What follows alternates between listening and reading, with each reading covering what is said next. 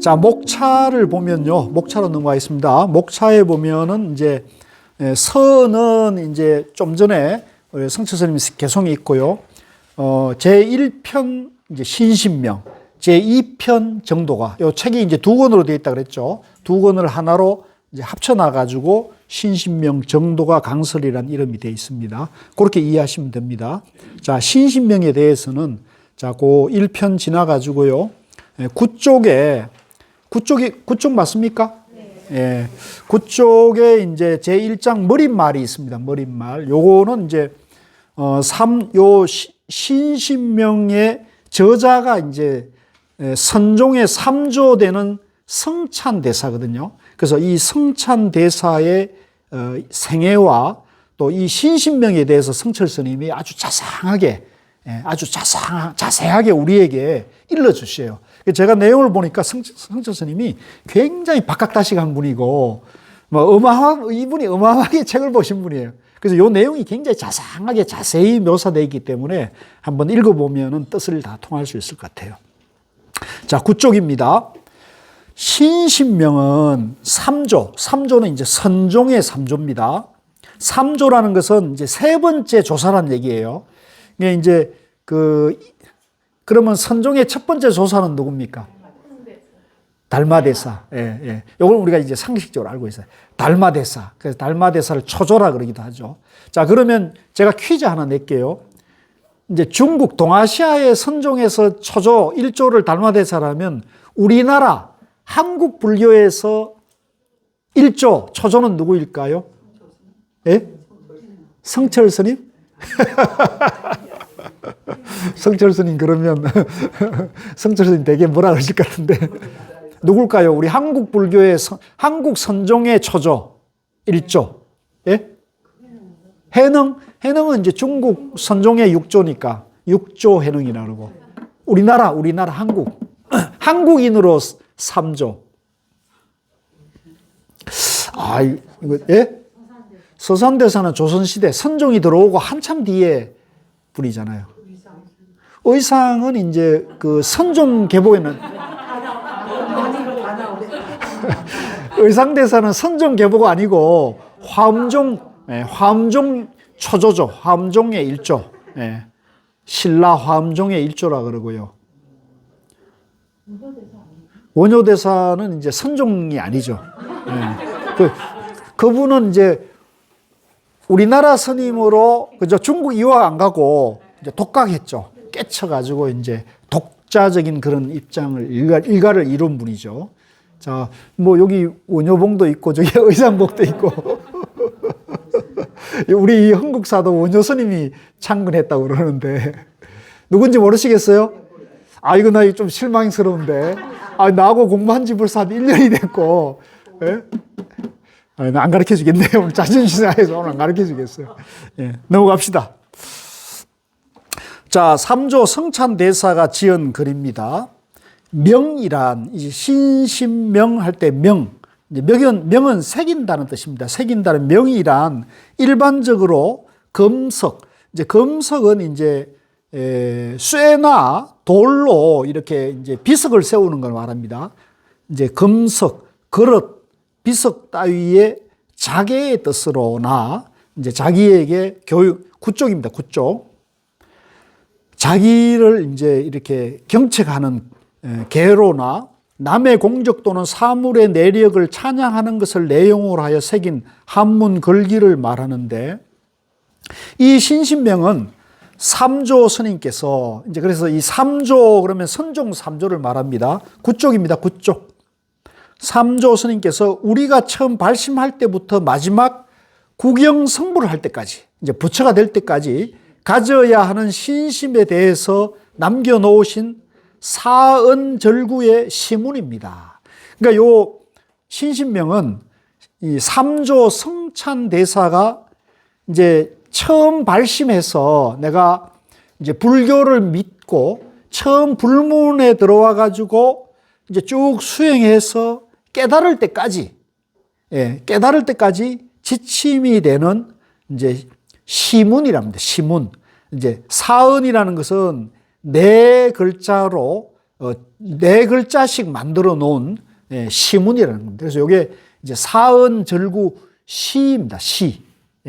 한문으로 사은절구로 해가지고 시를 쭉 만들어 놓은 건데 이 문장이 너무너무 아름다워요. 그래서 선시 중에서는 최고의 문장이다 이렇게 하는 거거든요.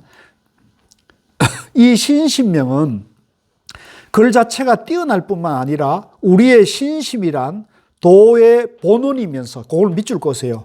우리의 신심이 믿는 마음이 이제 도, 깨달음의 불도의 본원이다. 이제 이 신심 없이는 깨달을 수가 없어요. 신심이 갖춰져야 공부가 쉽고 재밌고 빠르게 될 수가 있어요.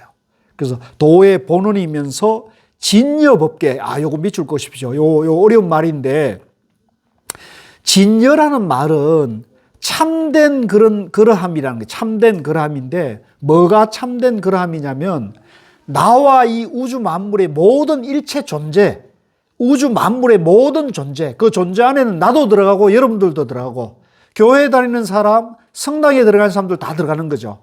일체 만물 모든 존재가 그대로 진실된 부처의 존재라는 겁니다. 이게 굉장히 중요한 얘기예요. 진여라는 말은 일체 모든 존재가 부처라는 말이에요. 자, 이렇게 보면 여러분들이 살아가면서 여러분들이 가장 미워하는 사람이 있을까요? 없을까요? 있습니까? 없습니까? 원수들이 있죠. 가끔 꿈에서도 나타나고. 지금은 없어졌어요? 우리가 이제 살아가다 보면 이제 세상살이에서, 그죠? 사랑하는 사람도 만나지만은 미워하는 사람도 만나고 원수도 만나고 또 마구니도 만납니다. 그죠? 그러면 자, 여기 보세요. 진여법계라 그랬잖아요. 일체 만물이 부처다 하는 것이 이제 선종의 입장이고 부처님 깨달음인데 그 마구니나 원수가 부처님 말씀으로는 부처란 얘기거든요. 믿겠습니까? 못 믿겠죠. 그죠? 잘 믿을 수 없죠. 여기에 이제 우리가 불교의 어려움이 있는 거예요. 그래서 부처님께서는 깨닫고 보니까 모든 원수와 마구니와 외도가 다 깨달음이 다 갖춰져 있는데 자기가 그걸 자기 마음속에는 다 깨달음이 갖춰져 있는데 그걸 못 보고 있다는 거죠. 왜 못 보느냐? 자기가 중생이라는 착각을 일으켜서 분별망상에 가로막혀가지고 자기가 부처의 마음을 밝히지 못하고 있다는 거죠. 그게 이제 그 본래 부처님 마음을 이제 한자로는 진여라 그래요. 같이 부르다. 진여. 그 다음에 법계란 얘기는 진여의 세계라는 뜻입니다. 진실된 세계다. 그래서 이 우주 법계가, 이 우주 만물이 이대로 다 본래 부처고 이대로 현실 이대로가 극락이라는 거예요. 그래서 이제 선종은 이제 본래 성불 현실 극락이라는 입장이거든요. 한번 사자성어로 제가 오랜만에 한번 사자성어 써볼게요. 한번 따라해 보세요. 본래 성불, 현실 극락. 이게 이제 선종의 세계관이에요. 그래서 우리 도반님들이 이제 저하고 공부하면서 본래 성불 현실 극락에 대한 뜻을 확연히 여러분들 마음 가운데 밝히고 이해가 되면 이 공부가 굉장히 재밌어지고 또 삶이 굉장히 즐거워지겠죠. 왜? 내가 이대로 본래는 부처구나. 이게 이해가 되면, 그죠? 막 세상이 너무너무 아름답게 보이는 거예요. 여러분들은 지금 이 사바 세계가 진리의 세계로 보입니까? 지옥 아수라로 보입니까? 어느 날은 아수라 같고, 어느 날은 지옥 같고, 그죠? 어느 날은 참 극락 같고 그렇잖아요. 그게 오락가락하고 있죠. 그게 뭐냐? 윤회라는 거죠. 그게 윤회예요. 윤회가 딸로 우리가 죽어가서 내가 목숨이 끊어가지고 죽은 뒤에 다음 세상 많이 윤회가 아니고 어느 날은 극락 갔다가 어느 날은 아수라 세계 갔고 어느 날은 축생 세계 같다. 짐승의 세계 같은 거. 이게 이제 윤회하는 거예요. 근데 이제 그럼 깨달음은 뭐냐면 그것이 다 끊어지고 일체 모든 곳이 다 극락 세계가 되는 거예요. 일체 모든 곳이 다 극락 세계가 된다는 얘기는 그런 깨달은 사람은 어디를 가더라도 예를 들면 지옥에 가더라도 아 여기가 극락이구나. 아수라에 가도 여기가 극락이구나. 예, 축생계에 가도 여기가 극락이구나. 이렇게 된다는 거죠. 좋겠습니까? 안 좋겠습니까? 좋은지 안 좋은지 모르겠죠. 예, 이제 그걸 우리가 이제 공부하는 거거든요. 그래서 저는 아직 제가 이제 100% 깨닫지는 못했는데 이게 조금 논리적으로 이론적으로 조금 이해를 하니까 세상이 너무나 아름답게 보이고 세상이 이제 전혀 다르게 보이더라고요. 그래서 이제 너무 이 선종의 가르침을 내가 불교를 만나가지고 이 참선의 가르침을 만났다는 것을 굉장히 저는 행복하게 생각하고 또 어떤 면에서 보면 저는 그래도 조금 내가 운이 좋았다. 또 어떻게 보면 내가 조금 복이 좀 있구나 이런 생각을 하거든요. 그래서 제가 그런 시각에서 보니까 여기 고향 흥국사에서 여기 지금 우리가 이렇게 만나가지고 이 신신명을 같이 공부하는 복도 이 복도 보통 복은 아니거든요. 그래서 저는 여러분들이 부처님이라고까지는 못 보겠는데 아직은 안 되는데 여러분들이 굉장히 복이 많은 분이다는 생각은 저는 들어요. 스스로 그런 느낌이 있어요? 네.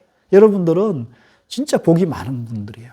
저는 단기 있어요. 전화 드렸었잖아요. 네. 그러니까 이런 일이 다 있다. 그러니까요. 네. 그래서 여러분들은 정말로 이 어려운 시대에 그죠? 이 어려운 시대 지금도 막 일하고 막 저 아수라 같고 그죠? 저 짐승 같은 세계에서 고생하는 분들이 많은데 여러분들은 지금 이렇게 좋은 우리나라의 최고의 도량에 와가지고 너무 아름답지 않습니까? 한국사 그죠? 와가지고 여기서 이 최고의 인류 지성사에 최고의 공부를 하고 있거든요. 그러니까 여러분들이 복이 많습니까? 적습니까? 많습니다. 네, 그러니까 여러분들이 탁월한 선택을 한 걸 자축하는 의미에서 너 정말 잘했다 이렇게 해서 박수 한번 쳐줍시다. 네, 정말로 여러분들 대단하신 탁월한 선택을 한 거고요. 그래서 이 탁월한 선택과 여러분들의 복력을 계속 개발해서 내가 이제 계속 깨달음으로 그죠? 내가 본래 부처라는 그 믿음을 일으켜서 열심히 공부하시면 또 생활도 열심히 하시면 언젠가 반드시 인디안이 기우제를 지내면 반드시 비가 온다 그랬죠. 여러분들이 그런 마음으로 가면 깨달을 수 있겠습니까? 못 깨닫겠습니까? 반드시 깨닫게 돼 있어요. 제가 예언 하나 할까요? 여러분들이 깨달음으로 가는 한은 반드시 깨닫게 돼 있어요. 깨달음으로 안 가면 포기하면 그럼 영원히 생사윤회의 괴로움에 윤회하는 거예요. 그 윤회하다 보면 지옥 세계가 인간 세계만 태어나겠습니까? 아까 그 미국의 유명한 명문가 집안에 대대로 법률가 집안이었대요. 대대로 검사, 판사, 변호사 하는 그 집안이 복으로 따지면 최고의 복 받는 집안에 태어났는데 지금 그 복을 누리지 못하고 지금 업을 지었잖아요. 그죠? 그러니까 업을 지어가지고 죽어서만 업을 받는 게 아니에요. 바로 감옥에 갇혀서 정신력을 받는 것 자체가 지옥세계에 가 있는 거죠. 그래서 우리가 이제 지옥과 극락이 멀리 있는 게 아니에요. 다 우리 마음 속에 있습니다. 우리 모든 인류의 지금 이 순간에 존재하는 모든 인류 세계의 마음 속에 지옥도 있고 아수라도 있고 금수의 세계도 있고 극락 세계도 있어요. 그래서 여러분들은 저는 정말 운이 좋고 복이 많아가지고 지금 여기에 극락 세계 초입에 다 왔어 지금. 느낌이 옵니까? 믿거나 말거나. 저는 그렇게 봅니다. 자, 그래서 이 신신명은 그쪽에 이제 하단 문장입니다. 이 신신명은 글 자체가 뛰어날 뿐만 아니라 우리의 신심이란 도의 본원이며 진여 세계에 사무쳐야 하는 것이기 때문에 자, 여기 사무쳐야 돼요. 적당히 이렇게 하고는 안 돼요. 저도 그런 생각을 하는데, 제가 이제, 여기서 이런 말씀을 드릴 수 있는 것도 저는 약간 좀 미쳤어요. 이 불교 공부에 좀 미쳤어요. 그래. 좀 미쳤어요. 그래야 많이 깨달아. 네, 아니, 내가 저를 이렇게 돌아봐도 약간 중학교 2학년 때, 그거 딱, 너도 깨달으면 부처가 될 수 있어. 이 한마디에 제가 약간, 그 뭐랄까, 예, 제 삶의 좌우명이 되면서 나침판이 되어버린 거예요. 중학교 2학년 때. 예. 그 저는, 인생의 다른 어떤 재미를 별로 그렇게 많이 못 느꼈던 것 같아요. 예. 오로지 이 깨달음의 길이 뭔가, 이거를 찾아서 이제 이렇게 지금 하다가 이제 훌륭한 선지식을 만난 거고, 또 이제 성철 스님이나 이렇게 우리나라 훌륭한 선사들의 법문을 알게 된 거죠. 그래서 그랬는데, 그러니까 여기서도 사무쳐야 한다는 거죠. 예, 적당히 해가지고는 해탈할 수가 없고요. 생사윤회 안에, 이제 윤회 안에서 계속 이제 고생할 수밖에 없는데, 사무치면, 진리의 세계에 사무치면, 내가 본래 부처라는 것에 대해서 확신과 믿음을 가지면, 그러면 바로 극락세계에 뛰어들어갈 수가 있다는 거죠. 이 글은 우리 수도인의 좌우명인 것입니다. 여기 이제 신신명이 뭐냐? 좌우명이다. 수행자의 좌우명이다. 성찬대사는 수나라의 양제. 이제 이 수나라는 우리하고 원수죠. 이제 고구려를 침략했다가, 망했죠. 이 수양제가 고구려 100만 대군을 일으켜가지고 우리나라를 침략해 왔다가 결국은 그것 때문에 양제가 자업자득으로 수나라가 망합니다. 그래서 이 수나라 양제 시대에 입적하셨습니다. 성찬대사 입적을 했어요. 이제 서기로는 606년. 606년은 이제 우리나라가 삼국시대고, 이제 통일 기운이 이제 막 일어날 때입니다. 우리나라 통일이 667년인가요? 옛날엔 다 기억했는데 잊어버렸다. 660년대에 이제 삼국 통일이 됩니다. 입적하셨으며, 그의 세수는 알 수 없습니다. 이제 이분이 이제 조금 그 생애가 불우한 생이었어요. 그래서 그래서 언제 태어난지는 아무도 알 수 없는데, 돌아가실 때는 이제 3조가 됐기 때문에 기록이 명확합니다. 저는 이제 이 3조 성찬대사가 주석하셨던 도량을, 이제 성지순례를 고우스님을 모시고 2번을 했었어요. 그래서 그런 것만 봐도 제가 복이 좀 있지 않습니까? 그래서 지금 그 도량이 훤해요. 지금도 기억도 이제 훤한데, 성찬대사가 돌아가신 지 150년 뒤 당나라 현종 황제가 감지선사라는 시호를 올리고 탑호를 각적이라 하였으며, 그 당시에 유명한 재상인 방관이 탑비문을 지었습니다.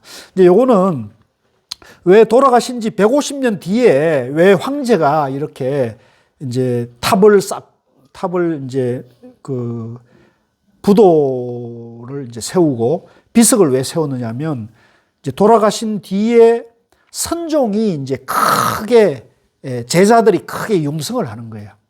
이제 우리도 왜 보면 그 집안이 명문집안 처음에는 미미하지만 자손이 번성하면은 조상들을 크게 늘잖아요. 뭐 예를 들면 우리나라 조선조에 개국한 태조 이성계도, 그죠?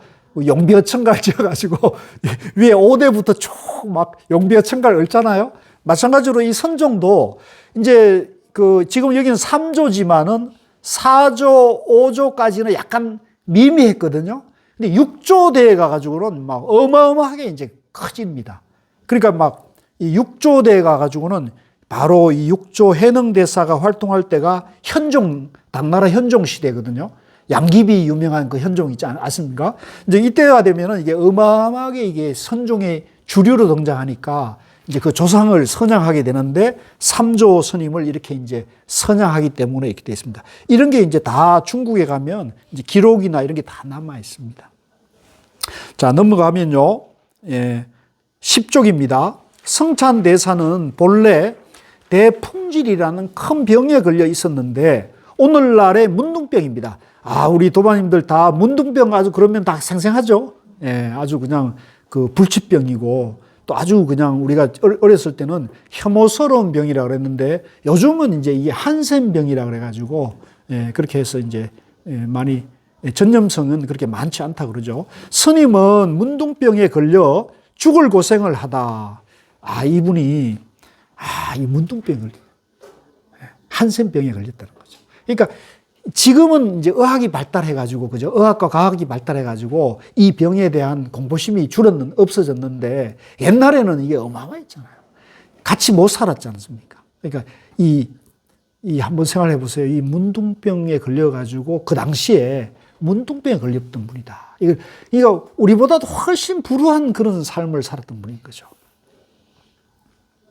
스님은 문둥병에 걸려 죽을 고생을 하다가 이조 해가대사를 찾아가 자기의 성명도 밝히지 않고 불쑥 물었습니다. 자, 여기에는 이제 성철 스님이 이렇게 간단하게 말했는데 제가 이 당시에 그 선종 역사서를 이렇게 조금 검토를 해보니까 이 문둥병 걸려인 성찬이 이제 머리 깎기 전에 제가자였어요. 저처럼 머리를 기르고 이제 제가자였는데 이제 문둥병이 걸려 있는 상태죠. 근데 이제 마음이 너무 괴로우니까 내가 전생에 무슨 죄를 지었길래 내가 금생에 이런 불치병을 만나가지고 이렇게 고생을 하는가 이런 이제 고민을 하다가 이제 깨달은 그런 성인인 이조 해가대사가 있다 그러니까 이분의 법문을 들으려고 찾아가요.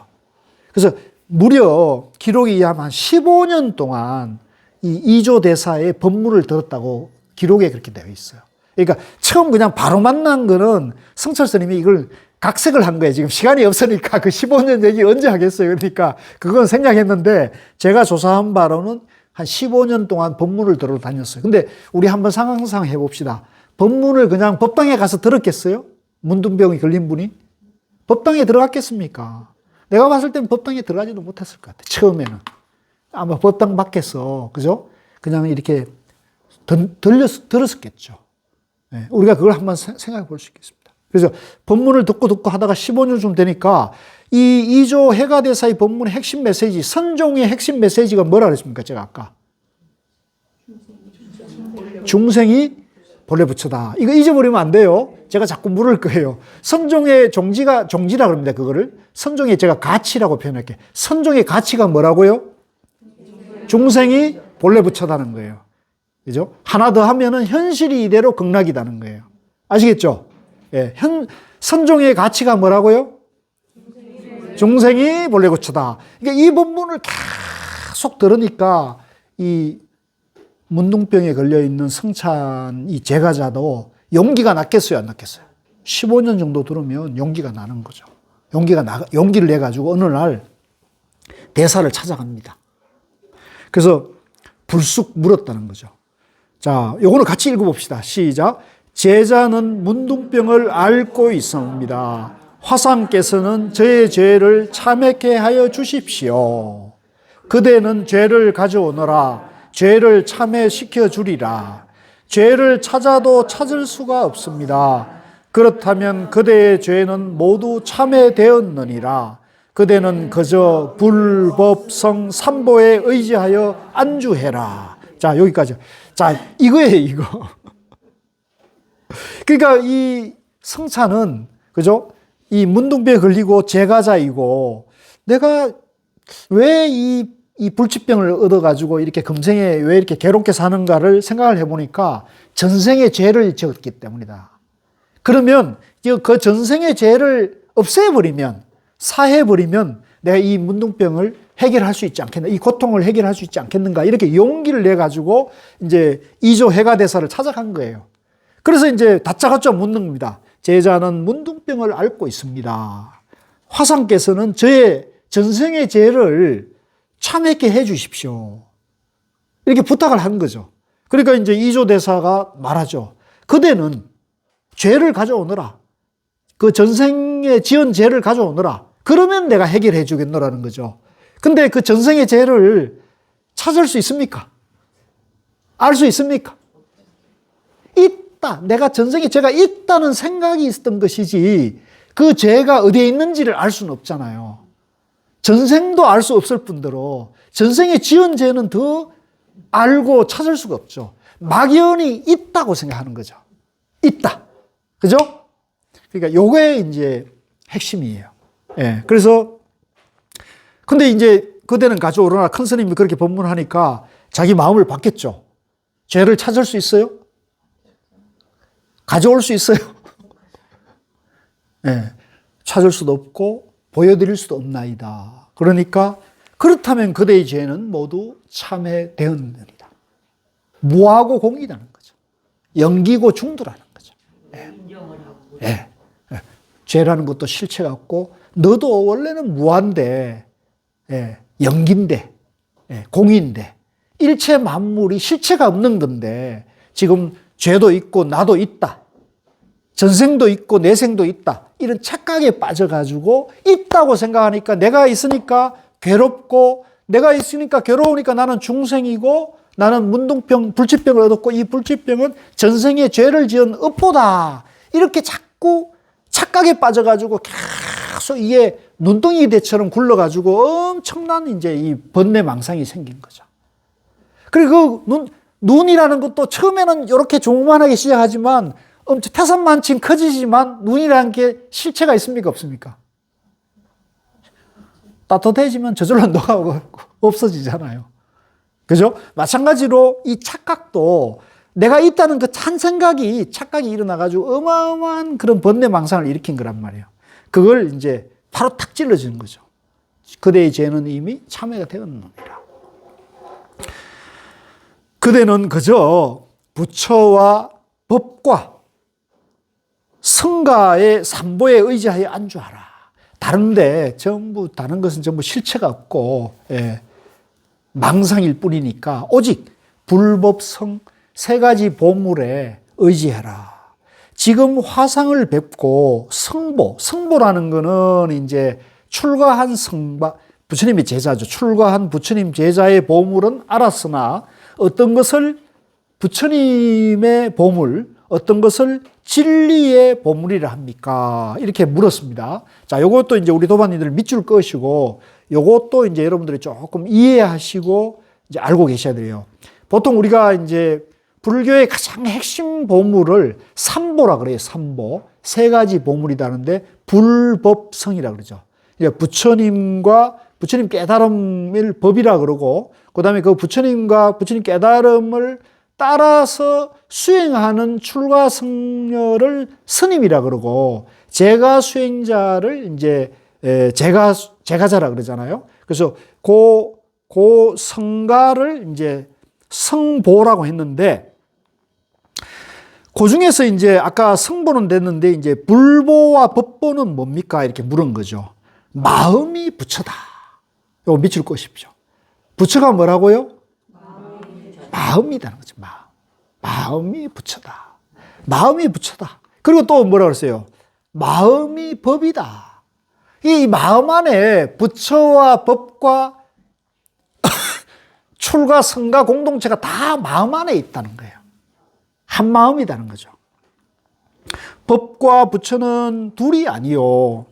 성보 또한 그러하니 그대는 알겠는가? 오늘에야 비로소 죄의 성품은 마음 안에도 밖에도 중간에도 있지 않음을 알았으며 이제 있다 없다 양변을 떠난 중도를 알았다는 얘기입니다. 마음이 그러하듯이 마음이 부처고 마음이 중도이듯이 불보와 법보도 둘이 아닌 줄 알았습니다. 이에 해가대사께서 그의 법기인 줄 아시고 매우 기특하게 여겨 바로 머리를 깎아주면서 말씀하셨습니다. 너는 나의 보배이다. 이제 왜 너는 나의 보배라 했냐면 지금 이제 달마대사로부터 2조 해가대사가 깨달아가지고 법을 이제 깨침을 인가를 받았잖아요. 그러면 2조도 아랫대 3조 제자를 양성을 해야 되는데 이제 비록 문둥병에 걸린 제자지만 제가자이지만 머리를 깎여가지고 깨달았고 머리를 깎여가지고 이제 보물이라는 거 일러주는 거죠. 근데 이게 이제 달마대사나 2조 해가대사나 3조 성찬대사만 보물이 아니고 실제로는 우리 모두가 본래 부처니까 우리 이대로가 어떤 존재예요? 보물이죠. 우리 이대로. 아시겠죠? 예, 이걸 안목을 깨친 사람은 나 이대로가 세상에 가장 고귀한 보물인 거죠. 믿습니까? 이해가 됩니까? 그러면 이제 여러분들이 나만 그러냐, 너도 그렇고, 왼수와 마구니는 어때요? 마찬가지고, 외도는 어때요? 똑같은 거죠. 아시겠죠? 예. 그러니까 아무리 미천한 사람, 아무리 어리석은 사람, 아무리 못난 사람, 아무리 잘난 사람, 아무리 부자다, 아무리 뭐 멋진 사람이다 관계없이 일체 존재가 가장 고귀한 존재인 거죠. 나만 그런 게 아니라. 아시겠죠? 그래서 너는 나의 보배이다. 구슬 찬자를 써서 성찬이라 하라. 이제 그래서 이렇게 법명이 이제 성찬이 됩니다.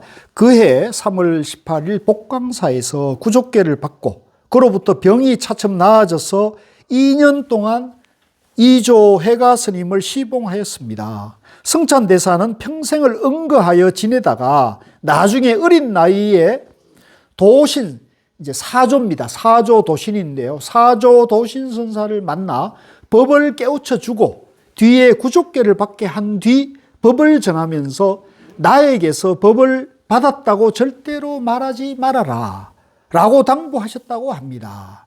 돌아가실 때에는 법회하던 큰 나무 밑에서 합장 채 서서 돌아가셨다고 합니다. 재밌죠? 우리가 이제 야, 돌아가실 때 어떻게 서서 돌아가실까?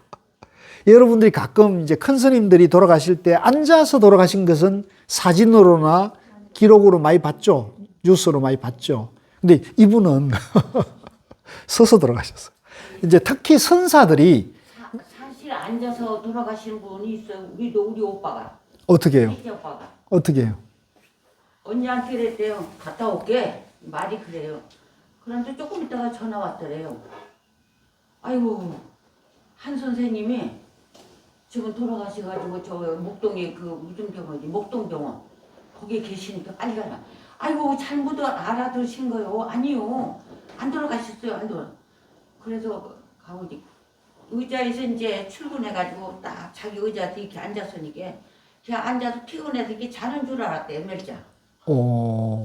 그래 하도 오래 그렇게 하니까 깨우니까 돌아가시더래. 사무실에서. 예. 사무실 자기 책상과 의자에서 그냥 앉아서 돌아가셨다고요? 예, 출근해가지고 자기 의자에서 이렇게 앉아서 이게 피곤해서 이렇게인 줄 알았다는데. 그 이제 사인은 밝혀져 있지 않고요? 예, 하여튼 뭐 그래가지고 이제 어떻게 해가지고 뭐 굉장히 복이 많으신 분이네. 와, 진짜 그런 복도 참 대단한 복이다. 예, 상당한 복이네요. 이제 그분은 오빠. 예, 셋째 오빠. 셋째 오빠. 셋째 오빠가 참 좋으신 분이었던 모양이죠? 아니 다 오빠들이 뭐 그런 식으로 하지만 앉아서 돌아가신 분은 셋째 오빠예요. 예. 이제 돌아가신 얘기가 나와서 그러는데 우리 이제 유명한 불교학자 이기영 박사라고 있었거든요.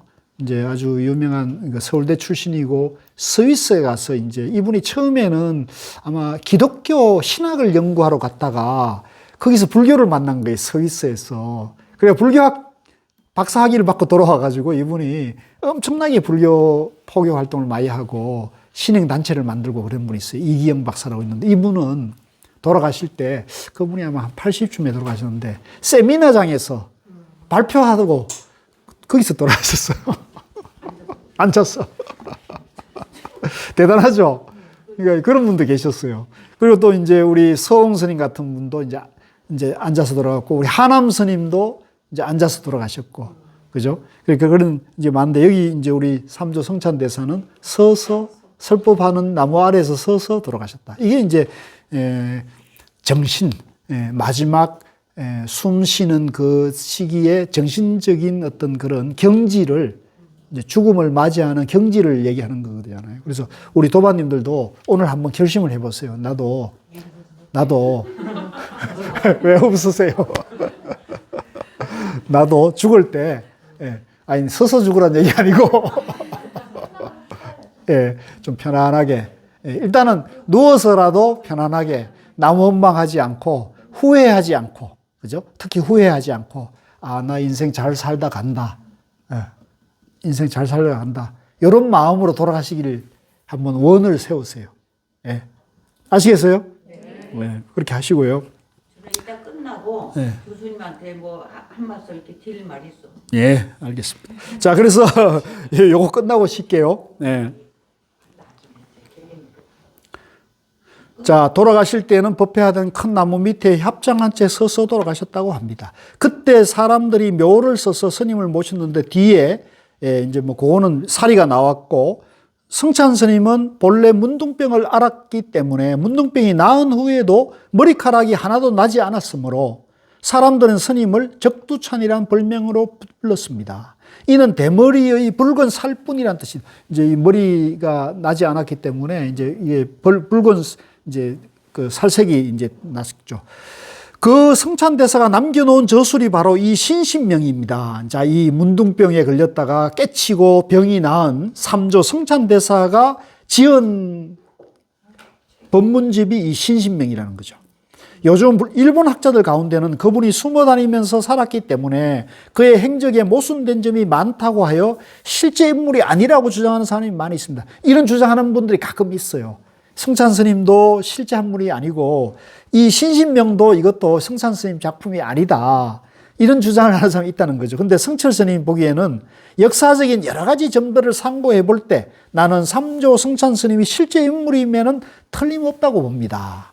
저도 그렇습니다. 저도 뭐 그 현장에 가봤고, 뭐 고우 스님이나 우리 선종에서는 다 이분을 조사로 보시고 이랬는데 그게 아닐 리가 있겠습니까? 근데 학자들이 괜히 이제 문헌이나 이런 기록이, 그때 당시 기록이 어떻게 남아 있겠습니까? 그 먼 시대에. 그죠? 그러니까 그거 가지고 뭐 실제 한 인물이야 이런 식으로 주장을 한다는 것도 좀 황당한 일입니다. 그러니까 이거는 종교기 때문에, 그죠? 요걸 이제 종교적인 의미를 이해를 해야 되는데, 그런데 이 신신명에 있어서 그 신, 곧 믿음은 보통 믿음이 아니라 신해오정. 한번 따라해 보십시오. 신해오정. 요게 유명한 이제 이 그 깨달음의, 불교의 깨달음의 네 가지 뭐 단계랄까, 과정이랄까, 공부입니다. 우선 이제 깨달음 세계에 대한 믿음을 일으켜야 되고요. 그 다음에 깨달음 세계의 가르침인 법에 대한, 진리에 대한 공부를 해서 이해를 해야 되고, 그 다음에 그걸 오라는 것을 깨달아야 되고, 그 다음에 정은 그거를 행동으로 깨달음을 증명을 해야 된다는 거죠. 깨달은 사람의 행동은 다르기 때문에. 그죠? 그래서 요걸 이제 신해오정. 그래서 우리 도반님들도 이제 일단은 내가 공부에 대한 믿음을 일으키고, 내가 본래 부처라는 믿음을 일으키는 거죠. 그리고 이 선종에서는 이 믿음이 부처님 깨달음 세계에 대한 믿음만이 아니라 자기 자신을 믿는 것이 돼야 돼요. 여러분들은 자기 자신을 믿고 있습니까? 네. 한 분밖에 대답 안 하네. 그럼 여러분들 뭘 믿고 살아요? 남편을 믿고 살아요? 자식을 믿고 살아요? 네, 남을 믿고 살면 잘 안 돼요. 사기당하기 쉽습니다. 쏟기 마련입니다. 자기를 믿어야 돼요. 일단은 자기를 믿어야 됩니다. 그래서 성철 스님이 유명한 말에 자기를 바로 봅시다. 그죠? 불기자심. 자기 마음을 속이지 마라. 이런 말이 있죠. 자기 마음이 그대로 부처고, 그렇죠. 자기를 일단 믿어야 됩니다. 자기를 믿는 것이 가장 중요해요. 그러면 자존감이 이제 서죠.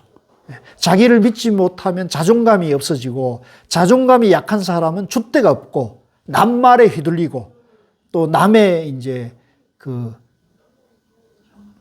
뭐죠? 요즘 현대말로 뭐라 합니까? 저거들 가스라이팅. 예, 가스라이팅도 하시고. 예, 심리학적 용어로 가스라이팅을, 남말에 자꾸 이렇게 휘둘리는 사람은 이제 인생이 괴롭게 되는 거죠. 예, 내가 인생을 멋지게 행복하게 잘 살려면 주체적이어야 됩니다. 주체적이려면 자존감이 있어야 되고, 자존감을 가지려면 자기를 믿어야 돼요. 예, 그래서 자기를 믿는데 가장 좋은 공부가 불교와 참선의 지혜다. 이렇게 말씀드릴 수 있습니다. 오늘날 이제 현대 심리학이나 이런 데 보면 서양의 유명한 심리학자들이나 또 현대 심리학의 아버지인 프로이드라든가 또 융이나 이런 사람들은 특히 칼융 같은 경우는 불교에 아주 해박했습니다.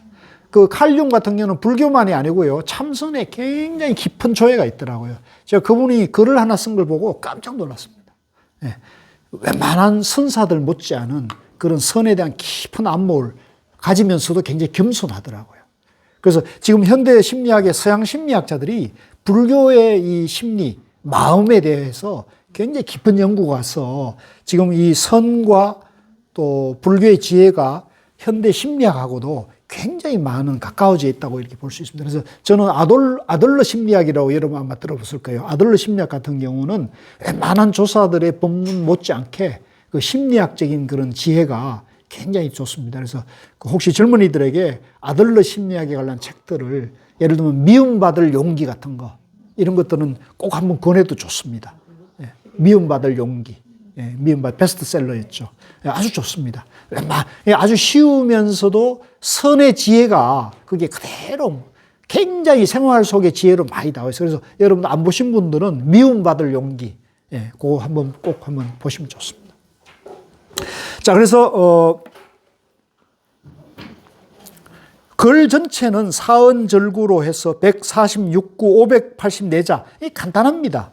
사실은 구절이 146개고 그 다음에 글자 전체는 584자밖에 안 되니까 뭐 반야신경이 이제 몇 자더라?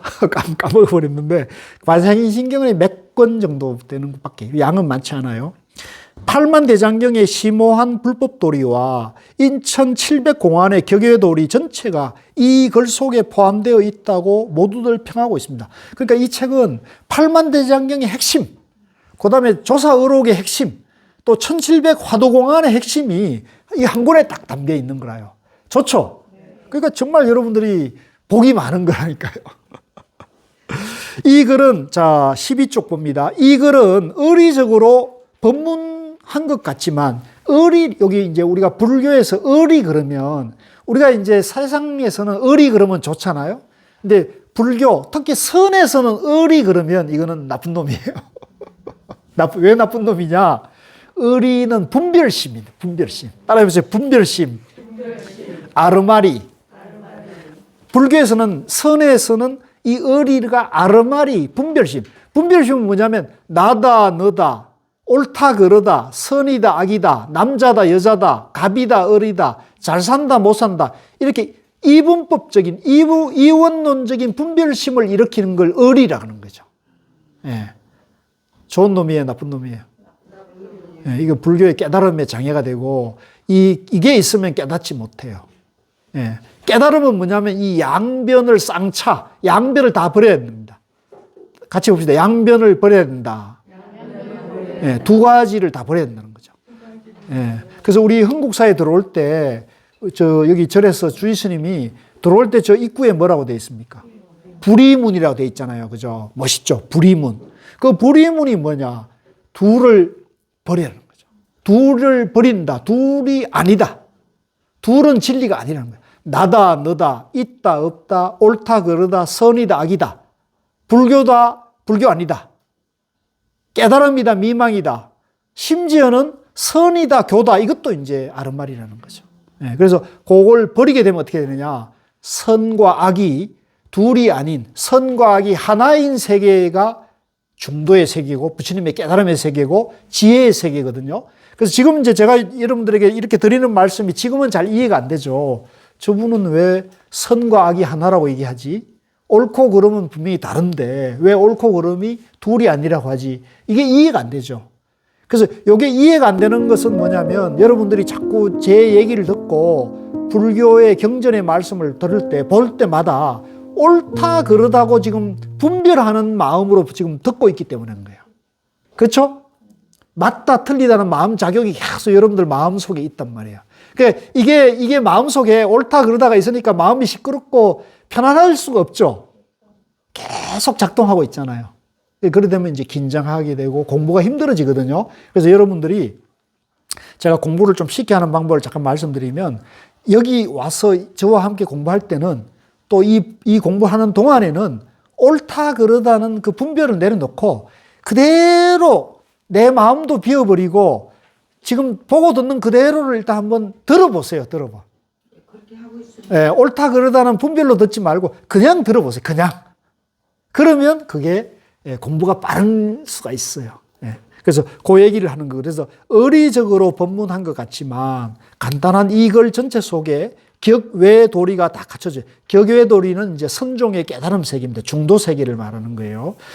다 갖춰져 있으며 교리의 현묘한 뜻도 빠짐없이 있습니다. 중국에 불법이 전해진 이후로 문자로서는 최고의 문자라고 학자들이 격찬할 뿐만 아니라 뭐가?